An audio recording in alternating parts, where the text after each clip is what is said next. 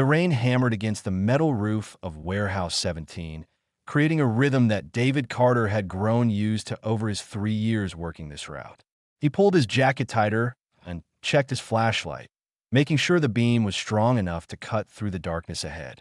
Tuesday nights were always the same. Walk the perimeter, check the locks, make sure nobody had broken in to steal copper wiring or set up another homeless camp. David pushed open the side door and stepped into the cavernous space.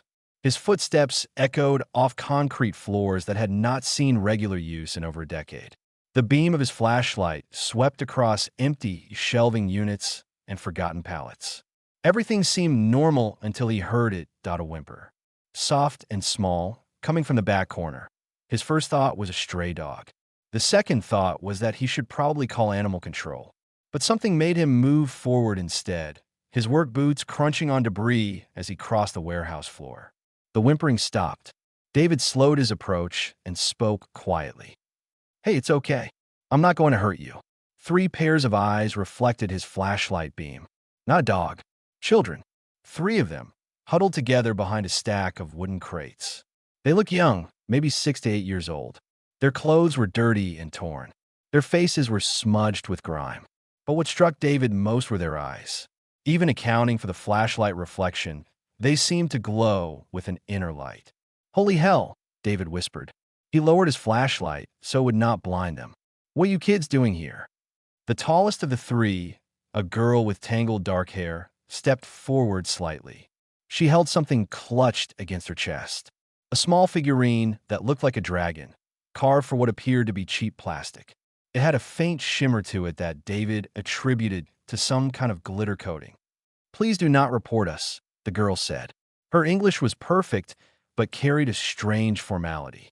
"We mean no harm to this structure." David blinked. "Report you? Kid, I'm more worried about you. How long have you been here? Where are your parents?" The 3 children exchanged glances. The girl seemed to be the spokesperson. "Our guardians are distant. We have been here for 5 of your day cycles." 5 days. These kids have been hiding here for 5 days. David felt his chest tighten. He had grown up in foster care himself, bouncing between homes until he aged out of the system. He knew what it felt like to be alone and scared. "Okay, listen." David crouched down to their level. "My name is David. I work here, checking the buildings. I'm not going to call the cops or anything. Not yet. But you 3 look like you haven't eaten in a while. When was the last time you had food?" The smallest child, a boy with wide eyes that seemed too large for his face, spoke up. 2 days cycles ago. We found bread in the metal container outside. Dumpster diving." David's jaw clenched. "All right. Stay here. I'm on my truck to get some things. I'll be right back. Do not run, okay? I want to help." He stood and turned, half expecting them to bolt the moment he left. But when he glanced back, they were still there, watching him with those strange, luminous eyes. The girl was whispering to the other 2, and David could have sworn their dragon figurines were glowing brighter point 20 minutes later. David returned with everything he could scrounge from his truck and the vending machines in the office building next door. Sandwiches, chips, bottled water, a couple of candy bars.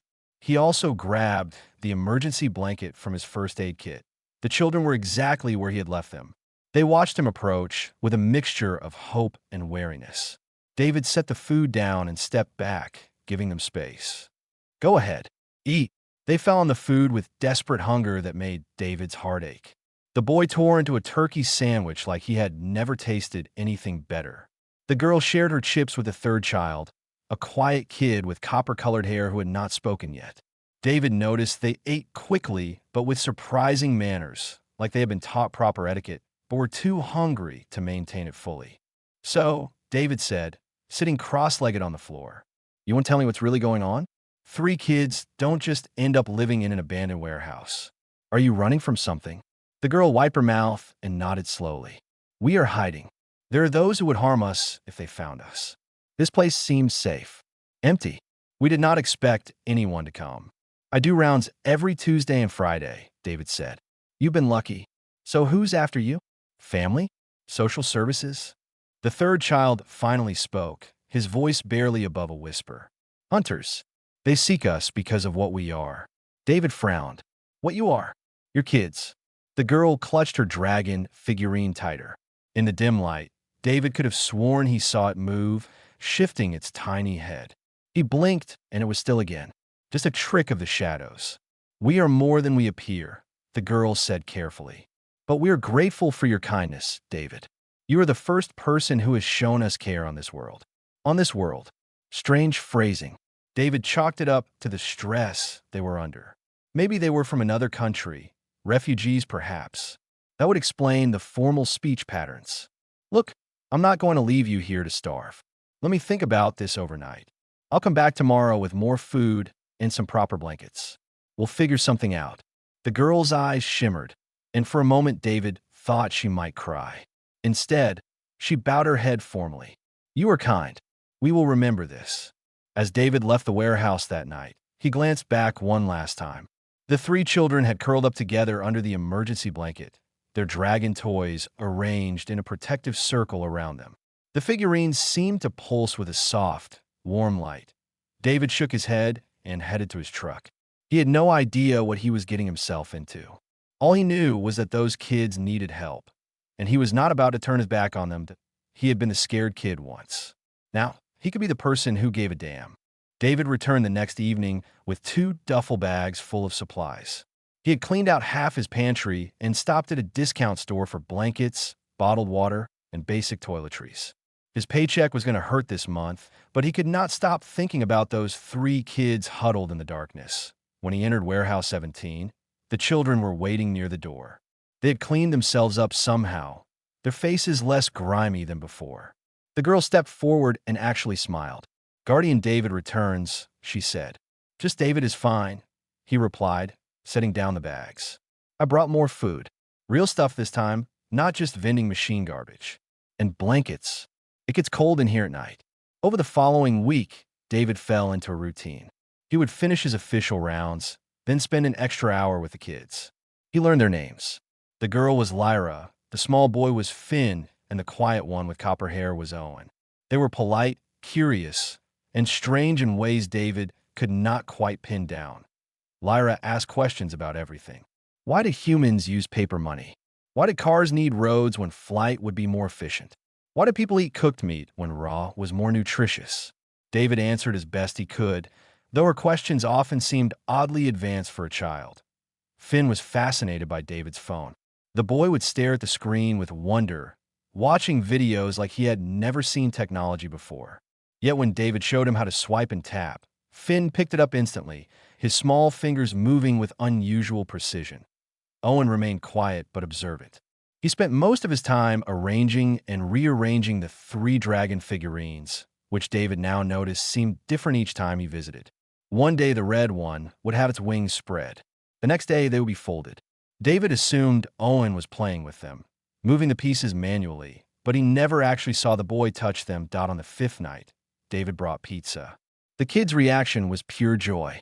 They had never tasted it before, and Finn declared it the greatest human invention he had ever encountered.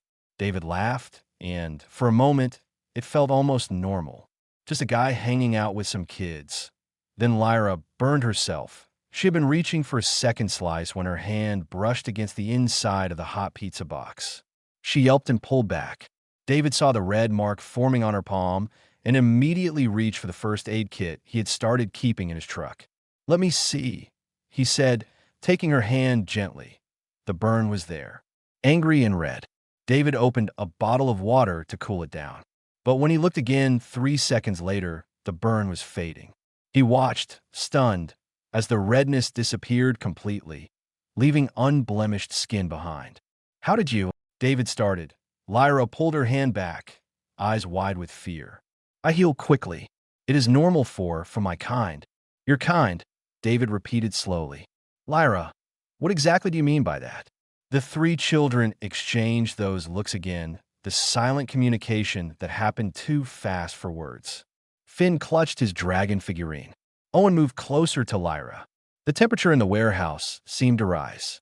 "We should not tell him," Owen whispered. "It is too dangerous." "He has been kind," Lyra argued. "He brings us food, protection. He is acting as a guardian should." "Guardians are chosen by the council," Finn said. "He is just a human.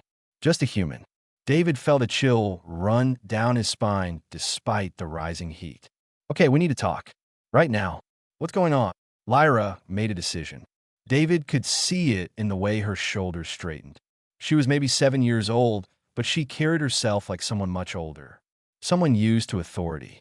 You have shown us kindness on this world, she said. You deserve truth. But you must promise not to fear us. I promise to listen, David said carefully. Lyra held up her dragon figurine. In the dim warehouse light, it began to glow. Not the faint shimmer David had noticed before. This was bright, pulsing with inner fire. The figurine's tiny chest moved as if breathing. These are not toys, Lyra said. They are our bonded companions. Dragons in their juvenile form. They grow as we grow, sleeping until we need them. David's mouth went dry. Dragons. You're telling me dragons are real? On 17 worlds across the sovereign reaches, yes, Owen said quietly. Our people have existed for thousands of years. Finn held up his own figurine, which glowed with a blue-white light. We are not human, David. We are Draken. Our bodies can shift between forms, though we are too young to fully transform. We heal fast. We can see in darkness. We feel temperature differently than you. David sat down hard on a wooden crate. His mind was racing. This was impossible, completely impossible. But he had seen Lyra's burn heal in seconds. He had watched those figurines move on their own. He had noticed their eyes glowing in the dark. So you're aliens, he said slowly. Actual aliens. On Earth. We were sent here to hide, Lyra explained. There was an attack on our home world. Assassins from the Ashkin, a rival faction. They killed many of the council. Our parents sent us away before they could reach us. Earth was chosen because it is remote and dangerous. A world so harsh that most species avoid it. Dangerous? David almost laughed. Earth? Owen nodded seriously. Your gravity is crushing. Your atmosphere is corrosive. Your weather is violent and unpredictable. Your world is full of venoms, diseases, and predators. You are a death world, David. Most species would die here within days. David processed this. Earth, the planet he had lived on his entire life, was considered too deadly for aliens. It was almost funny. So you're royalty hiding on a death world, and I've been bringing you pizza and blankets. You have been protecting us, Lyra corrected. Even without knowing what we are, you chose to help. That is why we call you Guardian, David. It is a title of great honor among our people. Finn's dragon figurine chirped, an actual sound that came from the glowing toy. David stared at it. This is insane, he muttered. Will you still help us? Owen asked quietly. Now that you know the truth. David looked at the three children. Aliens, dragons, royalty. It should have terrified him. It should have sent him running. But all he saw were three scared kids who needed someone to watch over them. Yeah, he said. Yeah, I'll still help. But we need to be more careful now. If there are people hunting you, we need a better plan than hiding in a warehouse. Lyra smiled, and her eyes glowed brighter. Thank you, Guardian David. The title did not sound so strange anymore. The thunderstorm hit on a Friday night, 2 weeks after David learned the truth. He had been driving home when the first lightning strike lit up the sky, followed by thunder that shook his truck. His phone buzzed with a severe weather warning. Tornado watch until midnight. David's hands tightened on the steering wheel. The kids. They were alone in that warehouse with nothing but blankets and the supplies he had brought them. He had been planning to move them somewhere safer, maybe his apartment, but he had been afraid of drawing attention. Now that caution seemed stupid, he turned the truck around and headed back to the warehouse district. Rain pounded the windshield so hard his wipers could barely keep up. Lightning flashed continuously, turning night into flickering day. The roads were already flooding in the low-lying areas. When David reached Warehouse 17, he found the side door flapping in the wind. His heart jumped into his throat. He grabbed his flashlight and ran inside, rain soaking through his jacket in seconds. Lyra, Fiend, Owen. The warehouse was dark except for the lightning that strobed through the high windows. David's flashlight beam cut through the gloom, sweeping across the empty space. Then he saw them. The three children stood in the center of the warehouse floor, arranged in a triangle. Their dragon companions floated in the air between them, No longer small figurines, but growing, expanding, their forms becoming more solid. The air around them crackled with energy that made David's hair stand on end. "What's happening?" David shouted over the storm. Lyra turned to face him. Her eyes were fully glowing now, bright gold that cut through the darkness. Scales had begun to appear on her neck and arms, shimmering red patterns that looked like armor. "They are coming," she said, her voice carrying an echo that had not been there before. "Our pursuers. They found us." Another lightning strike hit directly above the warehouse. The metal roof screamed. Finn cried out, and suddenly his small body began to shimmer and distort. David watched in horror and amazement as scales rippled across the boy's skin. His hands elongated, fingers becoming claws. The transformation lasted only a second before Finn gasped and forced himself back to human form. But it was enough. David understood now. These are not just alien children. They were dragons wearing human shapes, and that shape was slipping. "Finn cannot control it yet," Owen said, moving to his side. "The fear is too strong. Our dragons sense danger." The three floating companions had grown to the size of house cats now, their wings spreading wide. They circled the children in a protective pattern, flames flickering in their throats. "How long do we have?" David asked, his mind already racing through options. "Minutes," Lyra said. "Perhaps less." Their ship entered your atmosphere during the storm to hide their approach. They will come for us now, while we are frightened and unable to defend ourselves properly. David pulled out his phone. No signal. The storm had knocked out the towers. He swore and looked around the warehouse, his years of working security kicking in. He knew this building. He knew this entire district. If hunters were coming, he would make them work for it. "Listen to me," David said, moving to the children. "We are not going to let them take you. Do you trust me?" All three nodded. Finn was still shaking, scales appearing and disappearing on his arms as he struggled with his fear. "Good. Owen, can those dragons of yours make light? Real light, not just glow."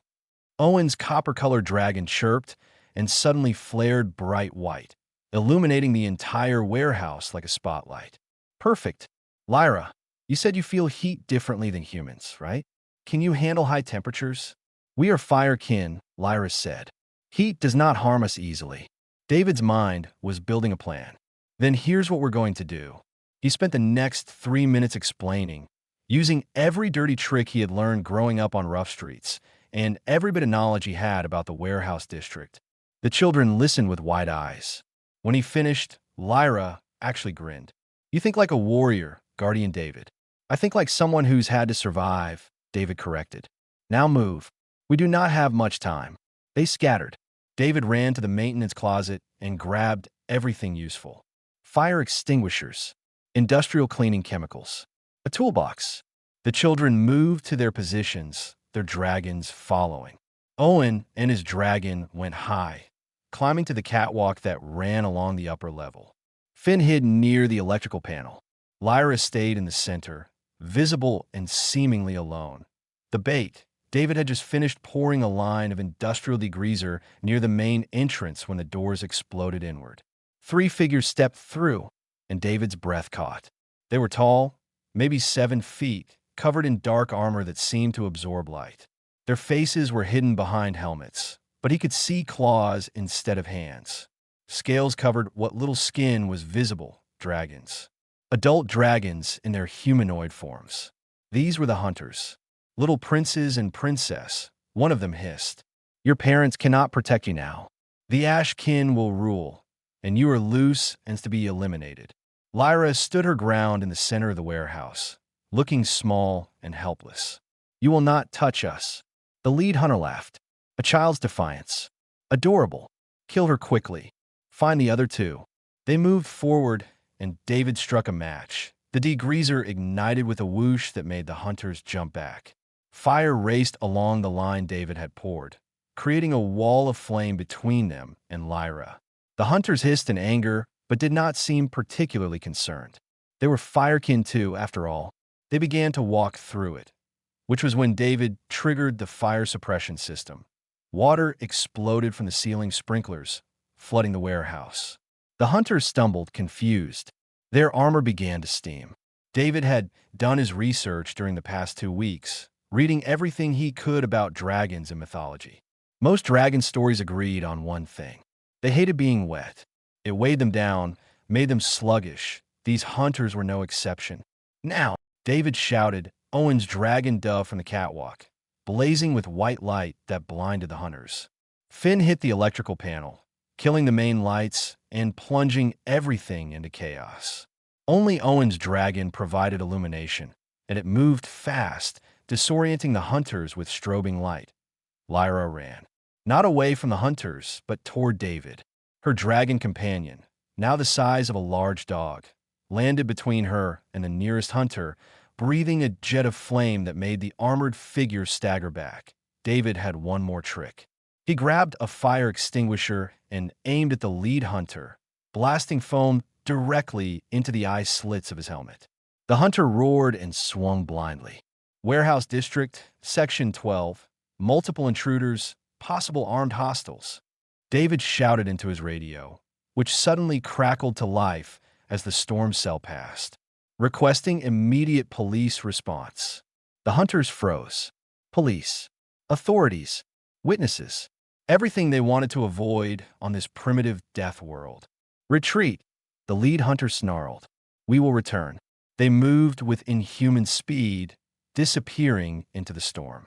David stood there, soaked and shaking, as the 3 children gathered around him. Their dragons had returned to smaller forms, but remained alert, watching the darkness. You made them run, Finn whispered in awe. You were just a human, and you made Ashkin hunters retreat. David laughed shakily. I made them think twice. There's a difference, but we cannot stay here. They will come back with more. We need to contact your people. You're real guardians. Can you do that? Lyra held up a small device David had never seen before. It looked like a crystal that pulsed with inner light. I can send a message, but they are far away. It may take days for them to arrive. Then we hold out for days, David said. Come on, I know a better place to hide. As they gathered their few belongings and prepared to leave, Owen looked up at David with those strange, luminous eyes. Why do you protect us? You gain nothing from this. You risk your life for children who are not even your species. David thought about his own childhood. All the times no one had been there. All the times he had needed someone to care. Because somebody should, he said simply, and I'm here, so it might as well be me. David took the children to the one place he thought the hunters would not look. His apartment. It was small, just a one-bedroom place above a laundromat, but it had locks, walls, and most importantly, it was not an obvious hiding spot. The Ashkin were looking for scared children hiding in abandoned places. They would not expect their targets to be living openly in a residential building. At least, that was what David hoped. The kids settled in quickly. Lyra claimed the couch. Finn curled up in the armchair with a blanket. Owen stood by the window, his dragon companion perched on his shoulder like a glowing bird, watching the street below. We should not stay long, Owen said quietly. Every moment we remain puts you in danger, Guardian David. I'm already in danger, David replied, making hot chocolate in his tiny kitchen. Those hunters saw me. They know a human is protecting you. Might as well be comfortable while we figure this out. He brought them the mugs, and the children accepted gratefully. Finn took a sip, and his eyes went wide. This is chocolate? We have read about this in human cultural files. It is made from beans.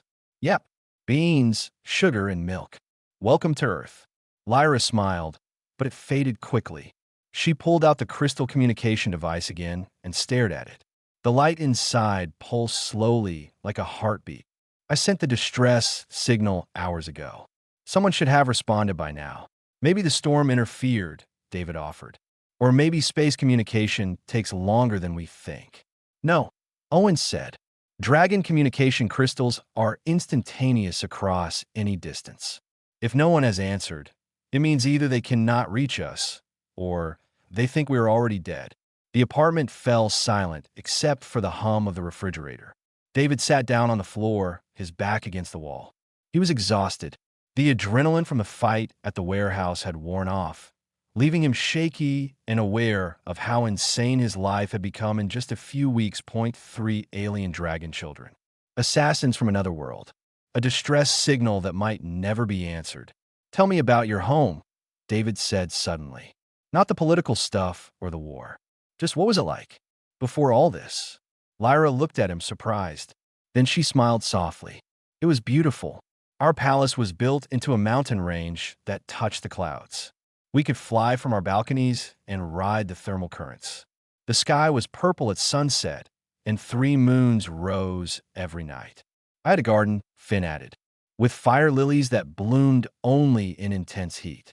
I would practice my flame control by making them open and close. Mother said I was getting very good. Owen stared at his reflection in the window. I missed the council meetings. Father would let me sit in the observation gallery and watch. I learned about trade agreements, border disputes, cultural exchanges. I was going to be a diplomat someday. David heard the past tense in their words. Was going to be. Had a garden. These kids had lost everything. Their home, their parents, their futures. And they were trying to be brave about it. You'll get back there, David said firmly. We just have to survive long enough for help to arrive. A soft chime came from the crystal. All 4 of them jumped. Lyra grabbed it, her hands shaking. Someone is responding. The crystal projected a holographic image above its surface. A dragon in humanoid form appeared, scales gleaming silver, eyes sharp and intelligent. She wore robes that marked her as someone important. This is Council Regent Sarah. I am receiving your distress signal, young ones. Confirm your identities. Lyra straightened. I am Lyra, daughter of Council Member Draxus. With me are Finn, son of Council Member Talisa, and Owen, son of Council Member Rowan. We escaped the attack 3 weeks ago and have been hiding on the 3rd planet of the Sol system. Earth sera breted, a death world. You have survived there. We have had help, Lyra said. She turned the crystal so David was visible in the projection. This is Guardian David. He is human. He has protected us from Ashkin hunters. Sarah's eyes widened. She stared at David like he was something impossible. A human? You bonded with a human as Guardian. He chose to help us, Owen said, stepping into view.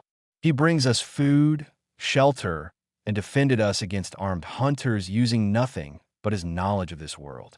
He is worthy of the title. David raised a hand awkwardly. Ooh, I'm just trying to keep them alive until you can get here. Sarah continued to stare. Human, do you understand what you have done? Guardianship bonds are sacred among our people. You have taken responsibility for royal heirs. That is a life oath. I didn't know about any oath, David said. I just saw 3 kids who needed help. Something changed in Sarah's expression. Respect, maybe? Then you are braver and kinder than most species we have encountered. We are preparing a rescue ship, but it will take 4 of your days to reach Earth. Can you protect them that long? I'll do my best, David promised. The Ashkin will not give up easily, Sarah warned. They want the royal line eliminated. They will send more hunters. Let them come, David said. They don't know this world like I do. Earth might be a death world to you, but to me it's home. And I know how to use that. Sera no dead slowly. 4 days, Guardian David. Keep them safe for 4 days. The Dragon Council will remember your service. The hologram faded. Lyra lowered the crystal, and David saw tears in her eyes. They are coming. We are going home. Not yet, David said gently. 4 days is a long time. We need to prepare. He stood and moved to his closet, pulling out a duffel bag. Inside were things from his past life. A knife he had carried for protection when he lived on the streets. Road flares. A baseball bat. Not much, but it would have to do. Owen, you said Earth is dangerous, right? Venoms, diseases, predators. Yes. Your world is classified as extreme hazard. Most galactic species require environmental suits to survive here. David smiled grimly. Then it's time I teach you 3 how to use that.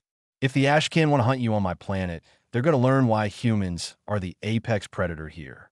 Over the next hours, David explained Earth's dangers. He told them about bacteria and viruses that could kill aliens with no immunity, about poisonous plants that grew in every park, about the chemical cleaners under his sink that would burn through unprotected skin, about the traffic patterns and surveillance cameras that covered the city. The children listened with growing understanding. They were thinking like dragons now, like warriors. But David was teaching them to think like humans, like survivors. The Ashkin are stronger than me, David said. Faster, tougher, better armed. But they're not from here. Every advantage they have in space, I take away on Earth. This is my territory, and nobody hunts kids in my territory. Lyra's dragon companion, now the size of a medium dog, chirped and nuzzled against David's hand. The gesture surprised him. The creature's scales were warm, almost hot to the touch. It looked up at him with intelligent eyes and made a sound that was almost like a purr. She approves of you, Lyra said softly. Dragons bond slowly, but when they do, it is absolute. She sees you as pack now, as family. David stroked the dragon's head carefully. Family. He had not had that in a long time. Yeah, well, the feeling's mutual. Finn yawned, exhausted from the stress and fear. Owen was already dozing in the chair. Lyra fought to keep her eyes open. Get some sleep, David said. I'll keep watch.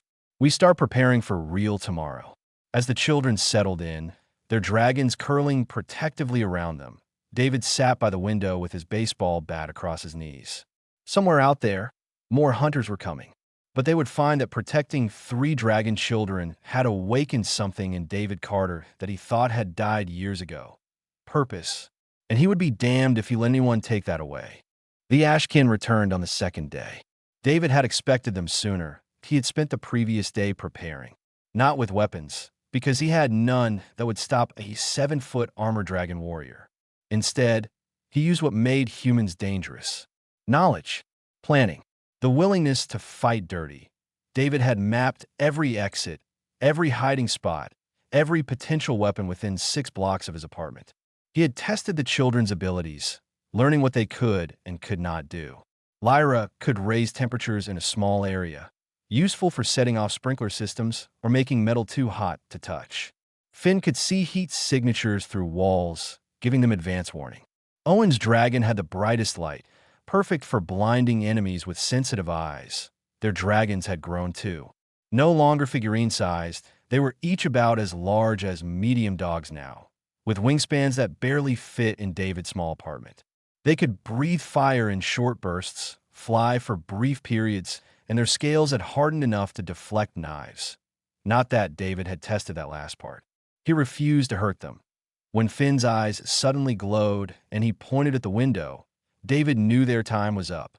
3 heat sources approaching from the south. Moving fast. They are on the rooftops. David nodded. He had prepared for rooftop approach. Everyone remember the plan? The children nodded. They looked scared but determined. David felt a fierce pride in them. 3 weeks ago, they had been helpless and hiding. Now, they were ready to fight. Lyra, you're with me. Finn, Owen, you know what to do. The apartment exploded into motion. Finn and Owen grabbed their emergency bags and headed for the back exit David had prepared, a hole he had cut in his closet that led to the crawl space between apartments. Their dragons followed, squeezing through the gap. Lyra stayed with David. Her dragon, who she had named Ember despite David's earlier request to avoid that name, perched on the kitchen counter, eyes fixed on the window. They will come through fast, Lyra said. Ashkin tactics favor overwhelming force. Let them, David replied. He held a spray bottle filled with a mixture he had spent hours perfecting. Vinegar, hot sauce, industrial cleaner, and a few other ingredients that would be harmless to humans, but absolutely miserable for someone with a sensitive nose and eyes. The window shattered. 2 Ashkin warriors crashed through, moving with terrifying speed. They wore the same dark armor as before, but David noticed moisture-resistant seals this time. They had learned from the warehouse. The lead warrior spotted Lyra and lunged. David stepped between them and sprayed directly into the warrior's face. The Ashkin screamed and stumbled back, clawing at his helmet. The mixture had found gaps in the seals. Good. Ember attacked, small but fierce, breathing fire at the second warrior's legs. The warrior kicked at her, but the dragon was fast, darting away and coming back for another pass. Run! David shouted at Lyra. They bolted for the door, David's baseball bat in one hand and his spray bottle in the other. Behind them, The Ashkin warriors recovered and gave chase. David had counted on that. He needed them angry and focused on pursuit rather than searching methodically. He led them down the stairs, through the building's main floor, and out into the street. Pedestrians screamed and scattered. David felt bad about that, but he needed witnesses, needed attention. The Ashkin wanted to operate in secret. David was about to make that impossible. A delivery truck was idling at the curb. David grabbed Lyra and pulled her behind it just as one of the warriors rounded the corner. The hunter raised a weapon, something that crackled with energy. David grabbed the truck's fire extinguisher from its mount and threw it. Not at the warrior, but at the ground in front of him. The canister ruptured, exploding foam everywhere. The warrior fired blindly, and his energy bolt hit a parked car. The car alarm started screaming. Lights flashed. More people emerged from buildings to see what was happening.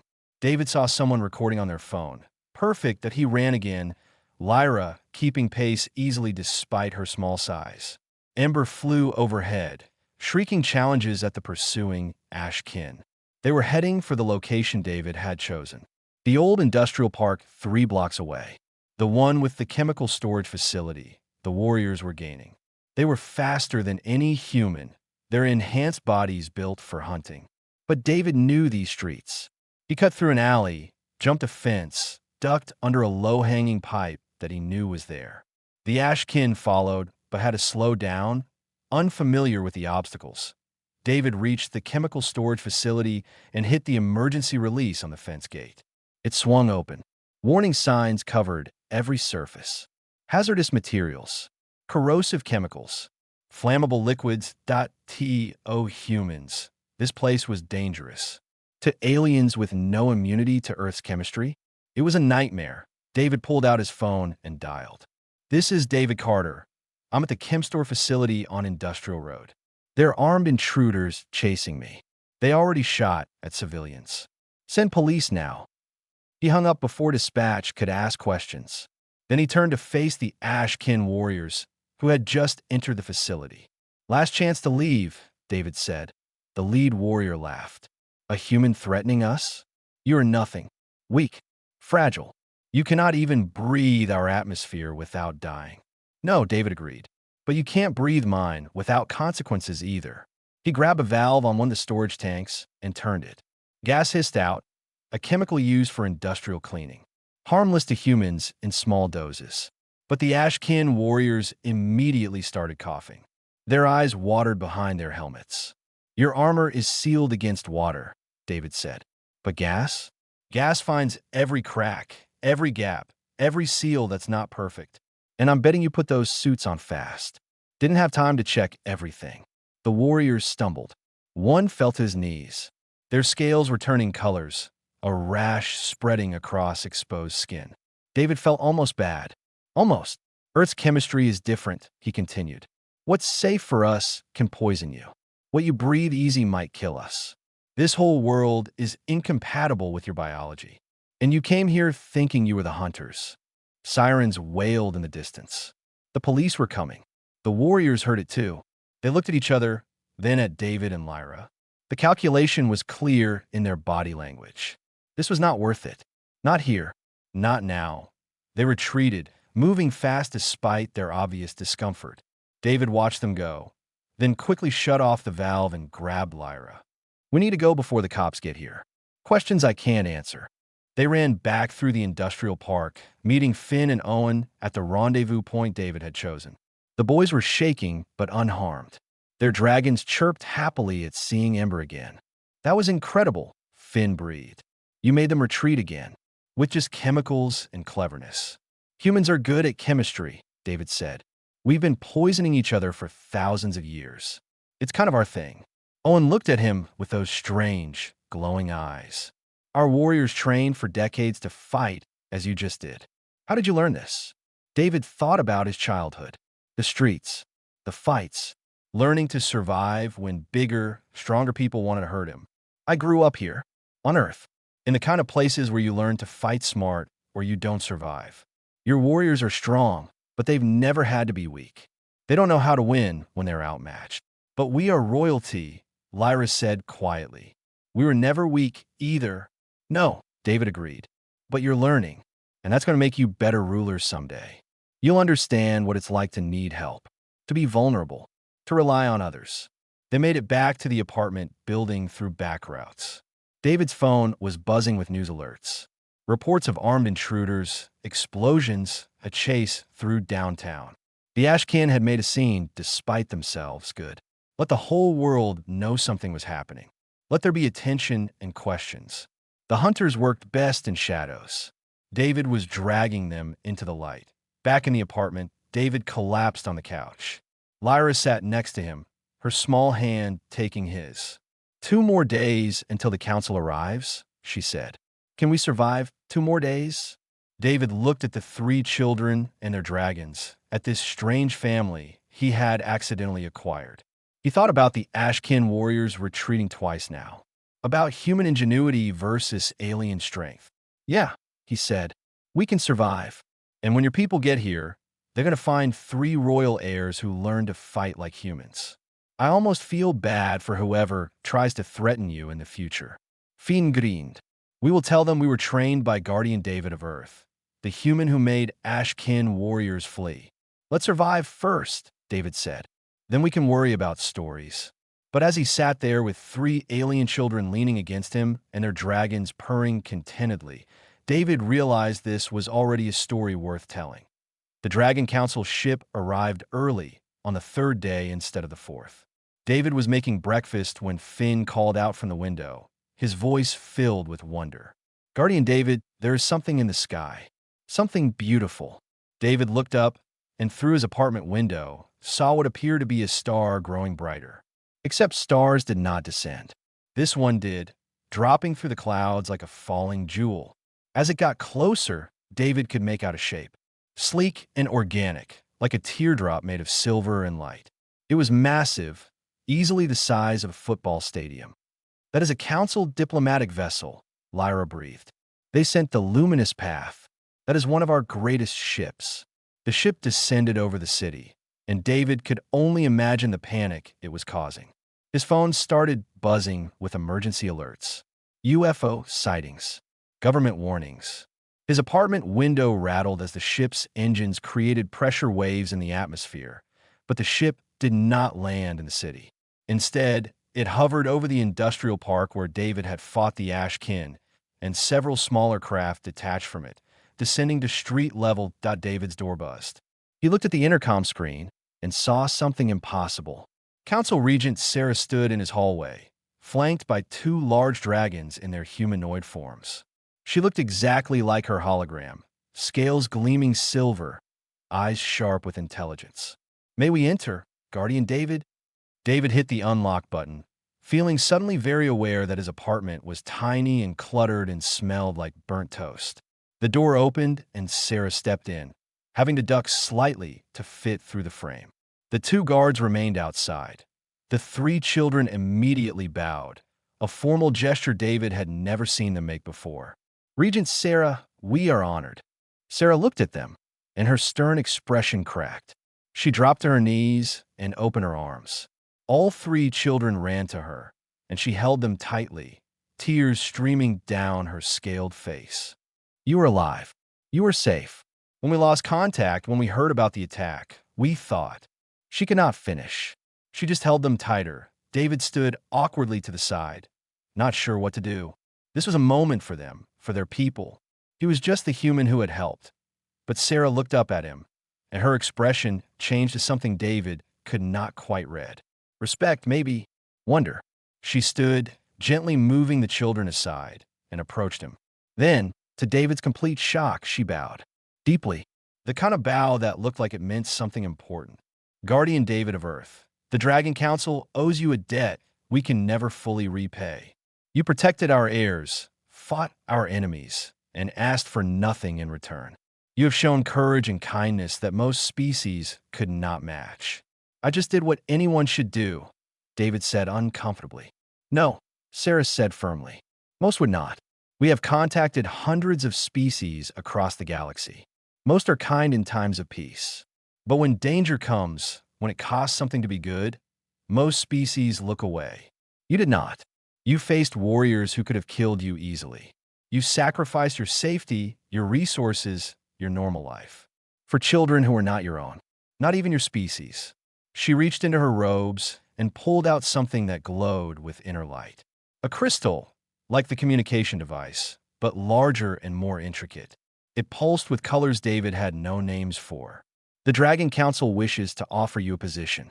Guardian of the Royal Heirs, officially recognized. It is a title that has been empty for 3 generations because we could find no one worthy. You would be responsible for their safety, their education in practical matters, and their connection to species beyond our own. David blinked. You want to keep watching them? We want you to be family, Lyra said quietly. She took his hand. In our culture, guardians are chosen, not born. They are the ones who prove through action that they care. You proved it, David. You are our guardian. Please do not leave us now. Finn and Owen joined her, taking David's other hand. Their dragons chirped and nuzzled against his legs. Ember spread her wings, now large enough that they brushed the ceiling and made a sound that was almost like a song. David looked at the 3 children. He thought about the past 3 weeks. The fear, the fighting, the strange joy of having someone depend on him, of matching to someone. What about my job? My apartment? I can't just leave Earth. You would split your time, Sarah explained. The children must learn about many worlds, including this one. Earth has been added to our cultural exchange program. You would be humanity's first official ambassador to the sovereign reaches. When the children are on other worlds, you would accompany them. When they are here, you would live as you do now, with one difference. She gestured, and one of the guards brought a case. Inside was armor, scaled and beautiful, designed to fit a human frame. Next to it was a weapon that looked like a spear made of crystallized light. And there were other things. Technology David did not recognize. Medical devices, communication equipment. You would have resources, Sarah said. Protection, training, everything you need to continue your role as guardian. The Dragon Council does not ask its people to fight alone. David picked up the armor. It was lighter than it looked, warm to the touch. He could see his reflection in the scales, and for the first time in years, he saw someone who looked like they mattered, like they had purpose. If I say yes, what happens to them? David asked, nodding at the children. They return home, Sarah said. They resume their education. They prepare to take their parents' places on the council. But they will need guidance. Someone to teach them what we cannot. How to think like humans think. How to survive when they're not the strongest. How to be kind when it costs something. You want me to teach dragon royalty how to be human. We want you to teach them what humanity taught you. Resilience, compassion, the strength to protect others even when you are afraid. David looked at Lyra, Finn, and Owen. 3 kids who had lost everything and somehow found trust again. 3 kids who had taught him that family was not about blood or species. It was about showing up, about caring when it mattered. Okay, David said. I'll do it. The children cheered. Their dragons sang, a sound like bells and thunder mixed together. Sarah smiled, and it transformed her stern face into something warm. Then by the authority of the Dragon Council, I name you Guardian David Carter, protector of the royal heirs, ambassador to Earth, and honored friend of the sovereign reaches. The crystal in her hand flared bright, and David felt something change. Not physically, but deeper, a connection forming. He could suddenly sense the children's emotions, feel their joy and relief. The guardian bond, settling into place. Over the following hours, preparations were made. David's apartment would be maintained by the council. His bills would be handled. His former employer would receive notice that he had accepted a government position, which was technically true. The warehouse where he had first found the children was marked by the council as a historical site. The place where humanity and the sovereign reaches first formed a bond. As the sun set, David stood on his apartment building's roof with the 3 children, watching the luminous path hover in the sky above. Soon they would board it. Soon they would leave Earth for worlds David had never imagined. But they would come back. And when they did, David would be here. Guardian, teacher, family. Are you scared? Finn asked quietly. David thought about it. Yeah, terrified. I'm just some guy from Earth. I have no idea how to be a guardian to dragon royalty. You already are, Owen said. You have been since the moment you brought us food instead of calling authorities. Since you fought for us when you had every reason to run. Lyra leaned against him. We were so scared when we came here. Earth was supposed to be a death world, a place of danger and pain. But we found you instead, and you showed us that even on the harshest world, there is kindness. That is a very human thing, Guardian David. David put his arms around them, these three strange children who had changed his life completely. Their dragons settled around them, wings spread protectively. Then I guess I better keep being human, he said. Someone has to show the galaxy what we're really about. Above them, the luminous path opened its docking bay, light spilling out like a welcoming hand. David picked up his bag, adjusted his new armor, and took the children's hands. 3 weeks ago, he had been a lonely maintenance worker with nothing but a dead-end job and an empty apartment. Now he was walking toward a spaceship with 3 dragon children who called him guardian and dragons who considered him pack.